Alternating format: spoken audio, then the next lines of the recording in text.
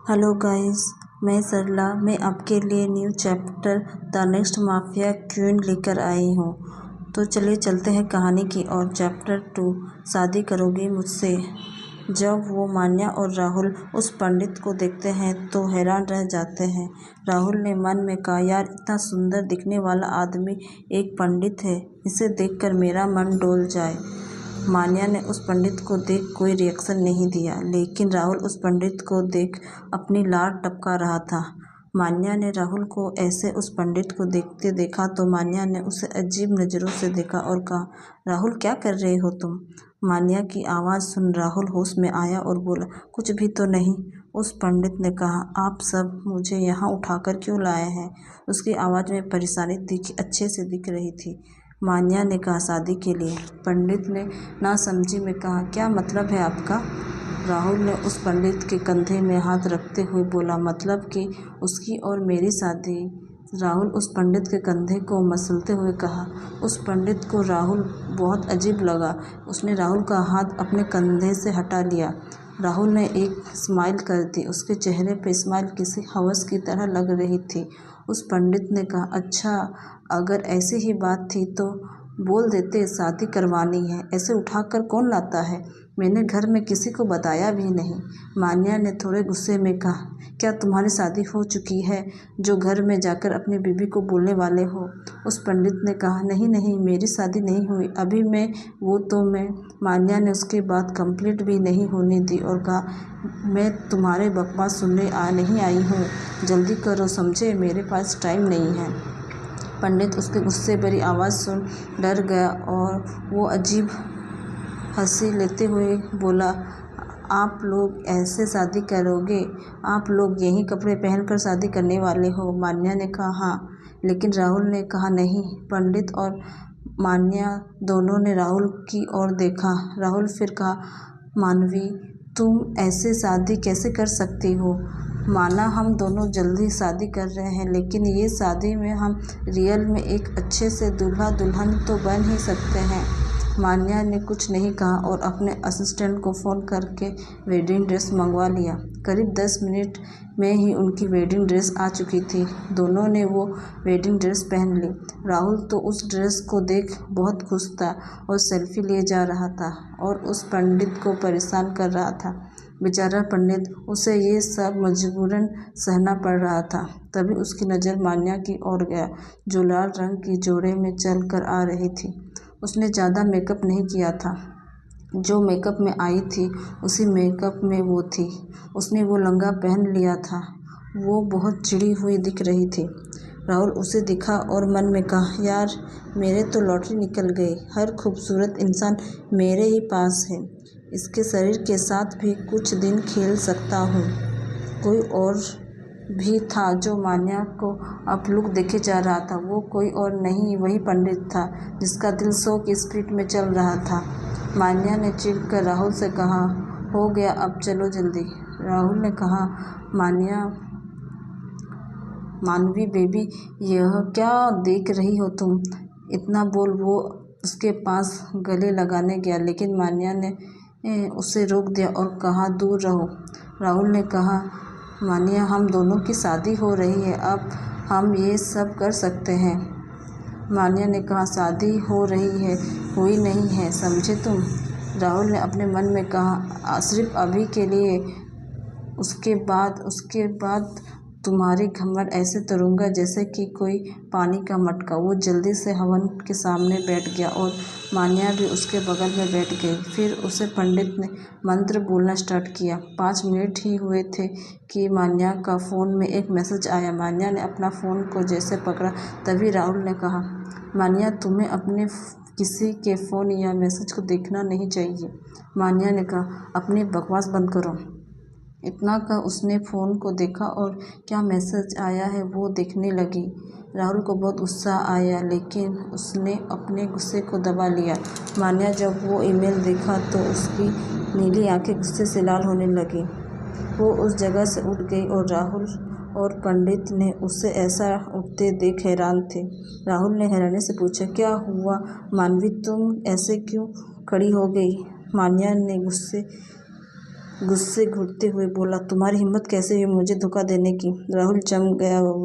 वो खड़े होकर बड़बड़ाते हुए बोला, ये क्या बोल रही हो तुम। मान्या ने कहा, मैं क्या बोल रही हूँ, ये क्या है।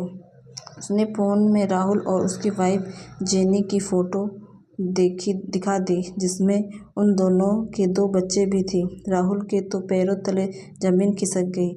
वो कुछ बोलता उससे पहले ही मान्या ने कहा, बहुत बड़ी गलती कर दी तुमने मुझे धोखा देकर।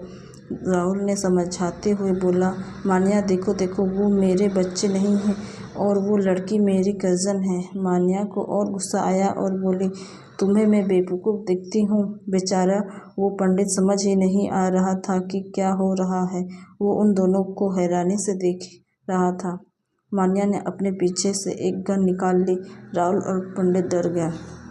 राहुल ने घबराते हुए बोला, मान्या ये गन कहाँ से आया तुम्हारे पास, और तुमने ये गन क्यों निकाली है।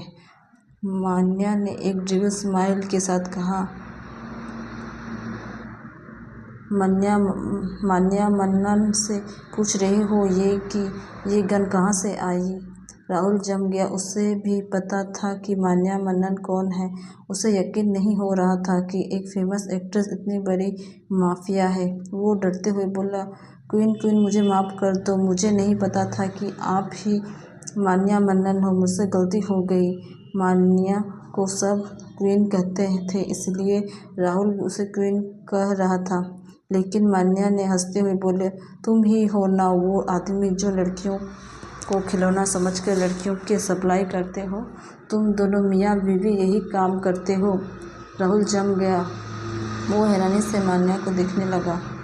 मान्या ने एक तिरछी स्माइल करते हुए बोली, क्या हुआ तुम्हें, क्या लगा मुझे कुछ पता नहीं चलेगा। मैं तुम्हारे साथ इसलिए थी क्योंकि सिर्फ तुम्हारी वजह से मुझे ये पता चला कि कौन कौन लड़कियों की सप्लाई के काम करता है। मैं इसके लिए तुम्हारी बहुत शुक्रगुजार हूँ, लेकिन तुम्हें अब इस गुनाह की सज़ा तो मिलेगी ही।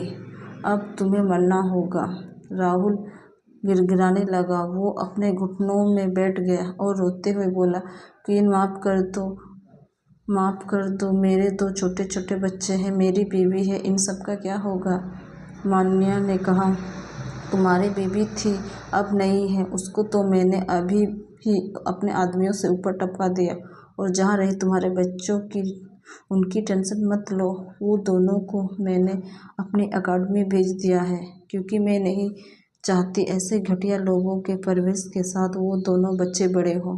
राहुल जम गया, लेकिन वो इतना बेशर्म था कि वो बोला, ठीक है, आप मेरे बच्चे ले लो, जो करना है कर दो उनके साथ, पर मुझे छोड़ दो।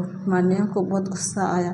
वो उसके बाल पीछे से पकड़कर खींचा और ज़ोर से बोला, तुझे अपनी बच्चों की भी चिंता नहीं है, तो तेरे जैसे लोगों को जिंदा रहने की भी ज़रूरत नहीं है। इतना बोल वो उसके सर पर गोली चला दी। मान्या इस समय बहुत खतरनाक दिख रही थी। वहीं वो पंडित बुरी तरह डर गया था। इतना बोल वो राहुल को वहीं छोड़ दी और अपने हाथ को साफ करने लगी। तभी मान्या का बॉडीगार्ड वहाँ आया और बोला, क्वीन, मिस्टर नाथ यहाँ आए हैं। मान्या ने हैरानी से पूछा, नवीन वो यहाँ क्यों आया है। तभी पीछे से एक आदमी चल कर आया। उसकी उम्र करीब 30 साल की लग रही थी। वो देखने में एक वकील लग रहा था। वो देखने में हैंडसम था, लेकिन उसके चेहरे पर अभी गंभीरता साफ साफ झलक रही थी।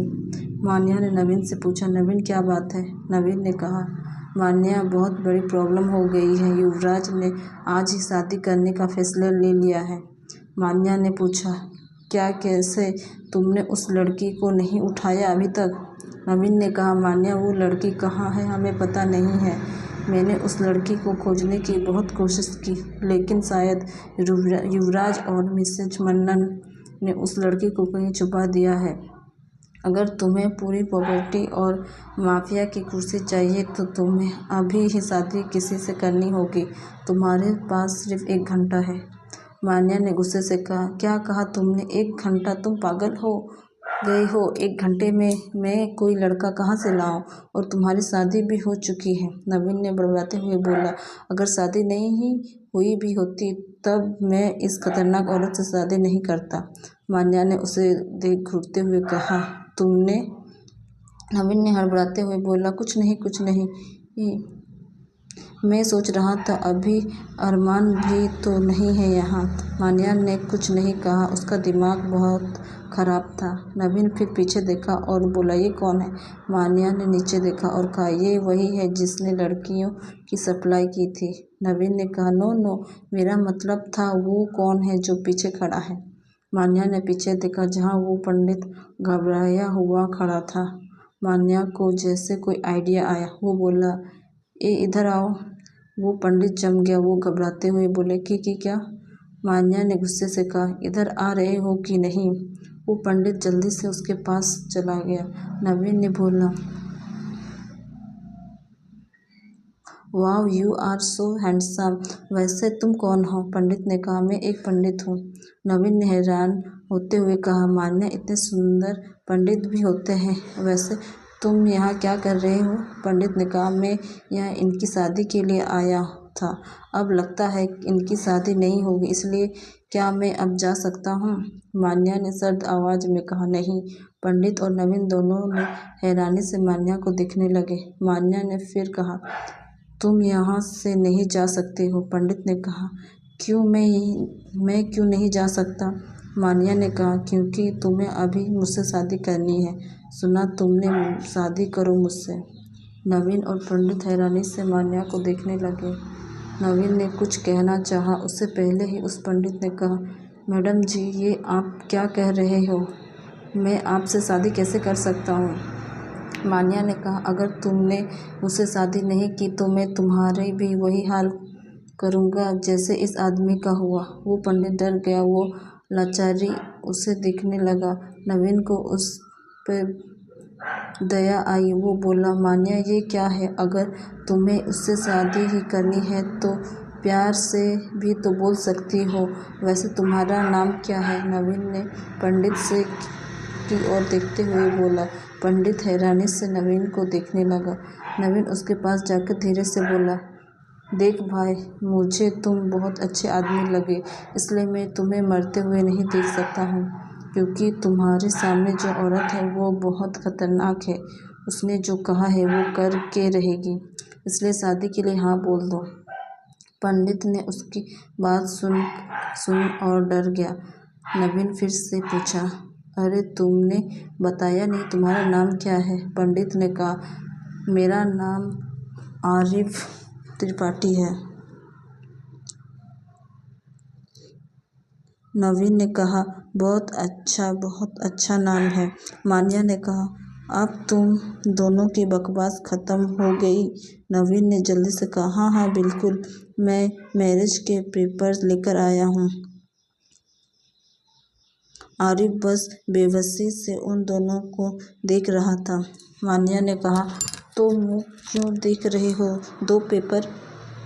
नवीन ने जल्दी से अपने बैग से पेपर निकाले और मान्या के हाथ में दे दिए। मान्या ने जल्दी से उस पर साइन कर दिए।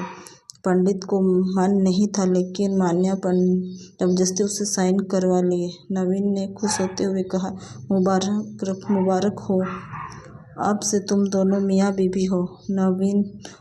माया ने नवीन को घूर के देखा।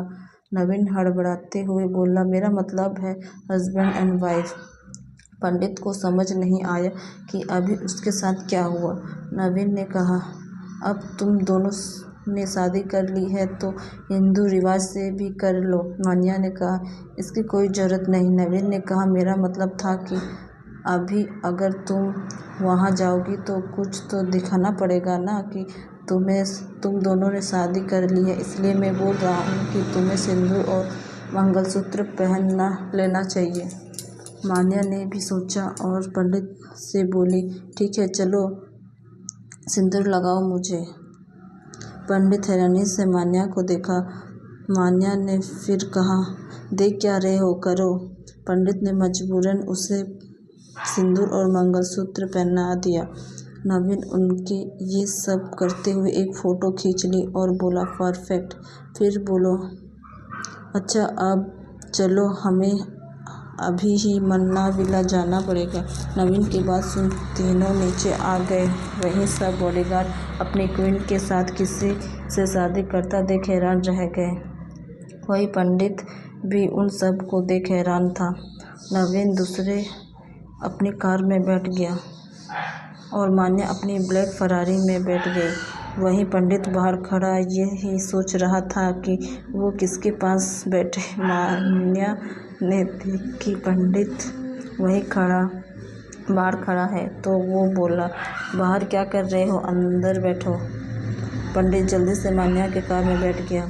नवीन और बाकी सब ने मान्या को हैरानी से देखा, क्योंकि मान्या को बिल्कुल भी पसंद नहीं था कि कोई दूसरा इंसान मान्या के कार में बैठे। लेकिन वो लोग कुछ कह नहीं सकते थे। वो लोग चल पड़े। पंडित ने मान्या की ओर देखा जो कार चला रही थी। उसके चेहरे पर कोई भाव नहीं था। वो हिचकिचाते हुए बोला, मैडम जी, मैं आपसे कुछ पूछ सकता हूँ? मान्या ने उसकी ओर देखा, फिर सामने की ओर देखते हुए बोला, पूछो। पंडित ने कहा, आप है कौन? मान्या ने एक डेविल स्माइल के साथ कहा, माफिया क्वीन। पंडित हैरान रह गया। आज के लिए इतना ही। नेक्स्ट एपिसोड के लिए थोड़ा वेट कीजिए। Thank you.